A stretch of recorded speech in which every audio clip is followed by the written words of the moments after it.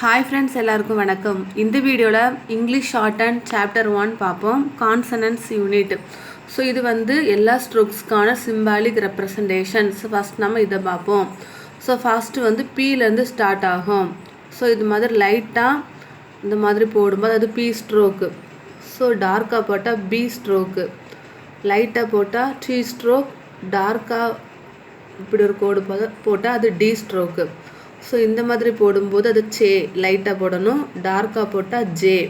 Okay, இந்த மாதிரி லைட்டாக போடும்போது அது கே, டார்க்காக போட்டால் கே. ஓகே, நெக்ஸ்ட்டு இந்த மாதிரி லைட்டாக போடும்போது அது வந்து எஃப், அதே டார்க்காக போட்டால் அது வி. ஓகே, அடுத்தது இது லைட்டாக போடும்போது இத்து, டார்க்காக போடும்போது அதை வந்து தீன்னு சொல்லணும். ஓகே, நெக்ஸ்ட்டு க்ளோஸ்டு ப்ராக்கெட் மாதிரி போடுவோம்ல, அது லைட்டாக போட்டால் எஸ்ஸு, டார்க்காக போட்டால் இசட்டு.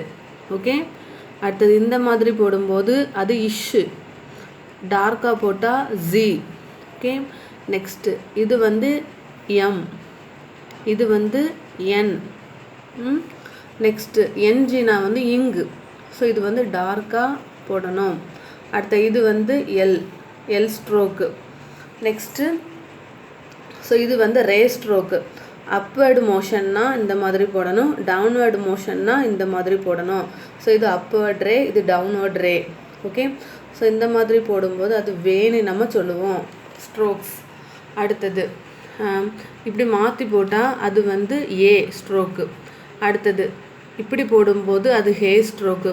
ஸோ இது அப்வேர்டு மோஷன், இது வந்து டவுன்வேர்டு மோஷன். ஸோ இதான் வந்து ஃபஸ்ட் யூனிட் உள்ள consonants topics. Okay friends, thank you.